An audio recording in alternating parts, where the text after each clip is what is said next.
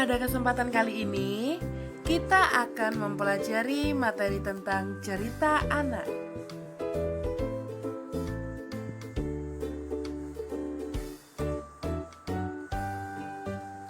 Cerita anak adalah karangan yang menuturkan perbuatan, pengalaman, kejadian, dan sebagainya untuk anak yang ceritanya sederhana, namun kompleks dan komunikatif serta mengandung nilai moral bagi anak.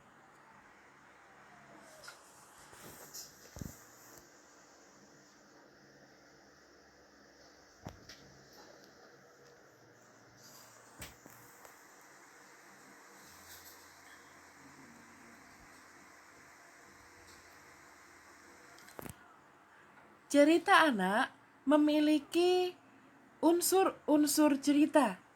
Yang pertama adalah tema, alur, latar, tokoh, amanat, dan sudut pandang. Apakah kalian sudah mengetahui masing-masing makna dari kata-kata tersebut?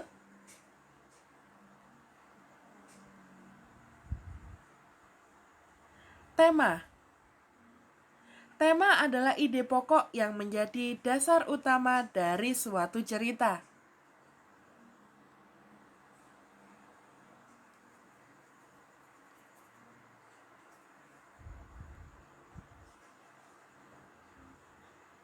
Alur atau jalan cerita.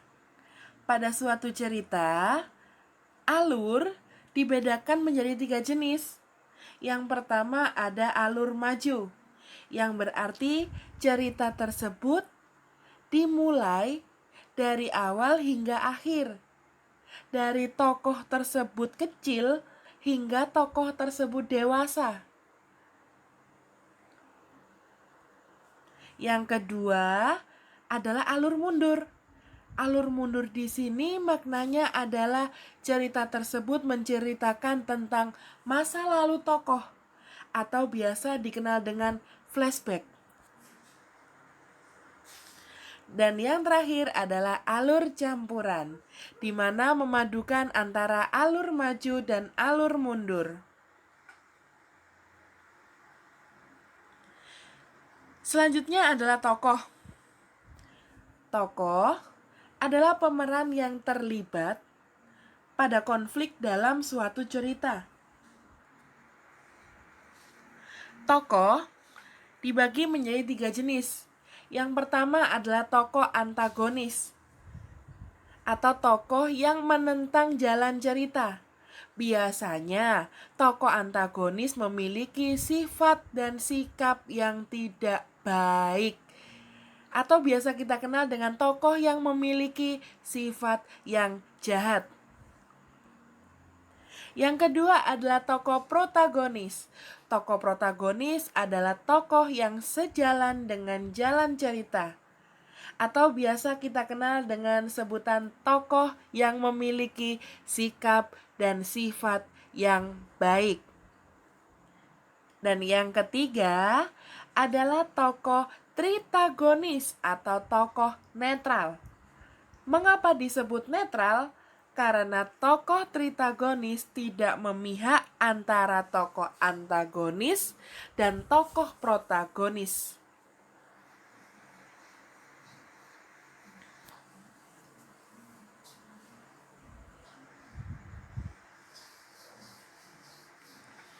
Selanjutnya adalah latar.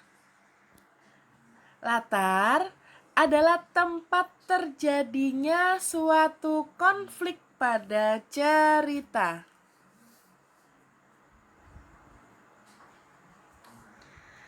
Latar dibagi menjadi 3 bagian. Ada latar waktu, tempat, dan suasana.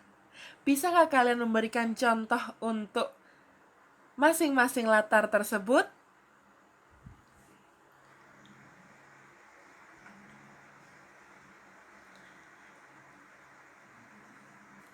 Selanjutnya adalah amanat. Amanat merupakan pesan moral yang disampaikan penulis dalam cerita. Cara penyampaian amanat ada dua jenis, secara tersirat dan tersurat.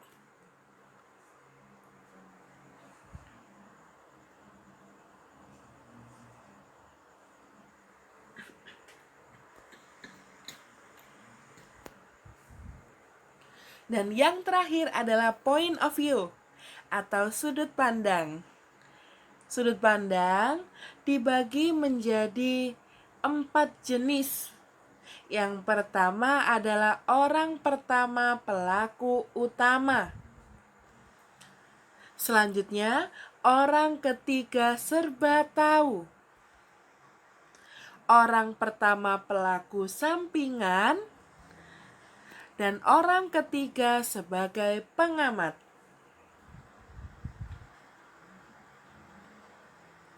Berikut ini adalah contoh teks cerita anak. Bacalah dengan teliti dan juga saksama.